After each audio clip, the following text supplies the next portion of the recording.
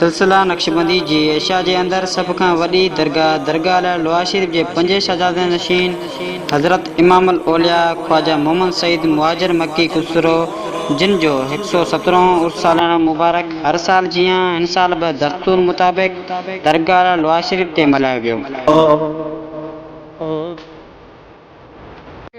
हिन मुतबरक मौक़े ते जमात लोहा शरीफ के मुरीदन ऐं तर जे तमाम मुतक़दन शिरकत कई ऐं पंहिंजी अक़ीदत जो इज़हार कयो। उस शरीफ जो आगाज़ नमाज ज़ोहर जी आज़ान सां थियो। नमाज बाद कुरान ख़्वानी तस्बीह पढ़ियूं वयूं। बाद में कसीदा पढ़िया विया। मुरीदन ऐं अक़ीदतमंदन पंहिंजे अक़ीदत जो इज़हार कयो ऐं बाद में लंगर तक़सीम कयो वियो।